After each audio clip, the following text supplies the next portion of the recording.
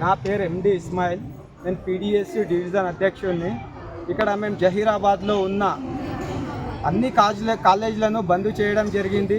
ఆచార్య, వశిష్ఠ, జాగృతి, మన government degree college బంద్ చేయడం జరిగింది.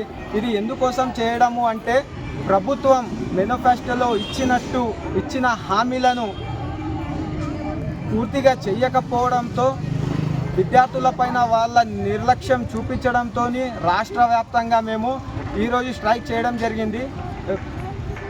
కాంగ్రెస్ ప్రభుత్వం ఎన్నికల్లో ముందు మేనిఫెస్టోలో ఇచ్చింది విద్యార్థులకు 15% నిధులు కేటాయిస్తాము అని చెప్పింది. దాంతో మాట తప్పింది. ఇప్పుడు గుట్టంగా 8% నిధులు కేటాయించడం జరిగింది.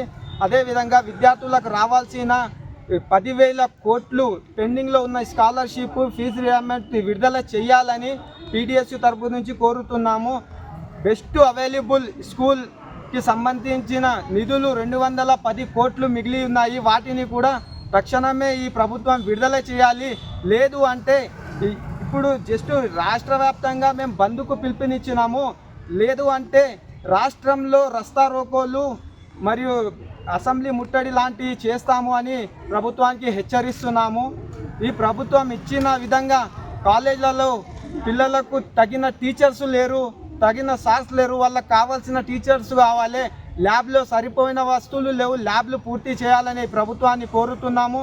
అదేవిధంగా విద్యార్థులకు ఈ ఫ్రీ బస్సు వల్ల సమయానికి పిల్లలు కాలేజ్కి రాలేకపోతున్నారు. వాటిని బస్సులు పెంచాలని కోరుతున్నాం ప్రభుత్వానికి. ఈ ప్రభుత్వానికి హెచ్చరిస్తున్నాము. తక్షణమే విద్యార్థులకు రావాల్సిన fee reimbursement, scholarship, best available scheme నిధులను విడుదల చేయాలి. అసెంబ్లీ సాక్షిగా రేవంత్ రెడ్డి ఒట్లు తినడం కాదు. ఇప్పుడు అసెంబ్లీ నడుస్తుంది. విద్యార్థులకు 30% నిధులు కేటాయించాలి. వాళ్ళకు రావాల్సిన నిధులు విడుదల చేయాలి అని కోరుకుంటున్నాము. వెళ్ళిపోండి అమ్మాయి, ఇంటికి వెళ్ళిపోండి.